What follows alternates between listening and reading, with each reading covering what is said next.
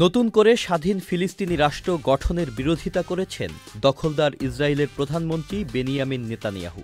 ফ্রান্সের president Emmanuel ম্যাক্রোর সঙ্গে phone আলাপে তার এই অবস্থান জানান তিনি। মঙ্গলবার ফরাসি প্রেসিডেন্ট ইমানুয়েল ম্যাক্রোর সঙ্গে ফোনে কথা বলেন ইসরায়েলি প্রধানমন্ত্রী বেনিয়ামিন নেতানিয়াহু।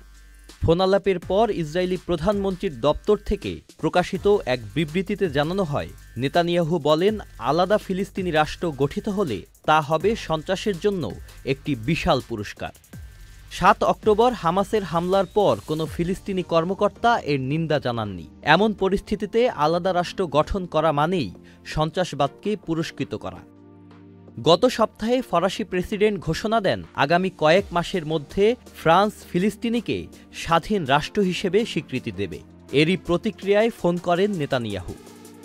নেতানিয়াহু আরও বলেন, ইসরায়েলি শহরগুলো থেকে মাত্র কয়েক মিনিট দূরত্বে যদি ফিলিস্তিন রাষ্ট্র গঠিত হয়, তাহলে তা হবে ইরান ও তার মিত্রদের জন্য একটি শক্ত ঘাঁটি।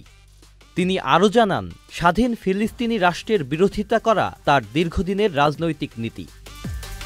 বিশ্বজুড়ে যখন ফিলিস্তিনিকে রাষ্ট্র হিসেবে স্বীকৃতির দাবি জোরালো হচ্ছে, তখন ইসরায়েলের এমন অবস্থান নতুন করে উদ্বেগের সৃষ্টি করেছে।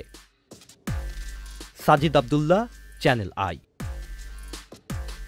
ওয়ালটন আবারও মিলিয়নিয়ার অফারে ওয়ালটন ফ্রিজ কিনে আপনিও হয়ে যেতে পারেন মিলিয়নিয়ার।